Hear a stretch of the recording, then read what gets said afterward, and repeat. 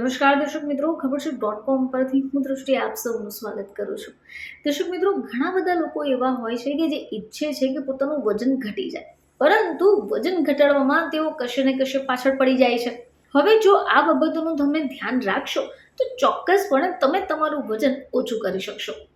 મિત્રો, જો તમે પણ પોતાનું વજન ઓછું કરવા ઈચ્છી રહ્યા છો તો બસ તમારે દરરોજ સવારે આ 5 કામ કરવાના છે. તો વધતું વજન કોઈને પણ પરેશાન કરી શકે.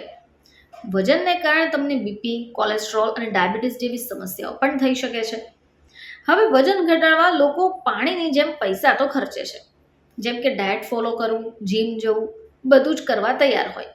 પરંતુ જો છતાં પણ તમને નિરાશા જ હાથ લાગે છે અને તમે ખરેખર વજન ઘટાડવા ઈચ્છો છો તો તમારે અમુક બાબતનું ધ્યાન રાખવું પડશે, જેમ કે અમુક પ્રકારની આદતો કેળવવી પડશે. તો ચાલો જાણીએ કે એ કેવી આદતો હશે. તો સૌથી પહેલા જ્યારે તમે સવારે ઉઠવાની સાથે ચાલવા જાઓ તો 1 કે 2 ગ્લાસ પાણી પી લો.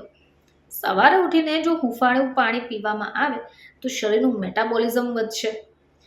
મેટાબોલિઝમને કારણે તમારું પાચન તંત્ર સારું રહેશે અને સૌથી સારી બાબત કે એ શરીરની વધારાની ચરબીને ઘટાડવામાં મદદ કરશે.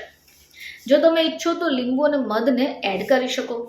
હવે આ સિવાય કસરત, તો સવારની કસરત તો ક્યારે પણ ચૂકવી જોઈએ જ નહીં. સારું મેટાબોલિઝમ તમારું વજન ઘટાડશે. તમે ઈચ્છો તો સવારે ધ્યાન કરી શકાય. આ સાથે શ્વાસોશ્વાસની કસરત પણ કરી શકાય. આનાથી તમારું તણાવ પણ ઓછો થશે. આની સાથે તમારે દરરોજ ચાલવાનું રાખવું જોઈએ. દરરોજ સવારે ઉઠીને ઓછામાં ઓછું 20 મિનિટ તો સૂર્યપ્રકાશમાં ચાલવું જ જોઈએ. ઘણા અભ્યાસો દર્શાવે છે કે જે લોકોમાં વિટામિન ડીની ઉણપ હોય તેમનું ઝડપથી વજન વધે છે.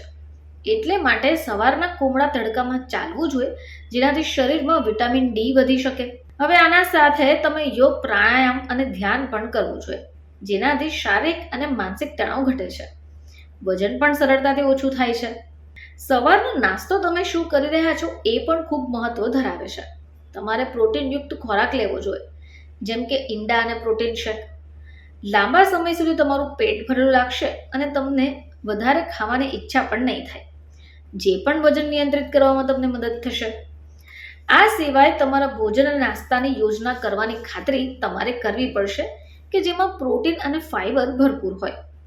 મિત્રો, દરેક દિવસ માટે તમારે એક ધ્યેયને સેટ કરવો જોઈએ. જ્યાં સુધી તમે પોતાના ધ્યેય માટે ગંભીર જાગૃત ન થાઓ ત્યાં સુધી તમે તેને પ્રાપ્ત ન કરી શકો. માટે તમે શું ખાઈ રહ્યા છો, કેવી રીતે ખાઈ રહ્યા છો તેની પણ તમારે કાળજી રાખવી જોઈએ. તો ફરીથી તમારી સમક્ષ હાજર થઈશું. ત્યાં સુધી જોતા રહેશો ખબરશીટ.com.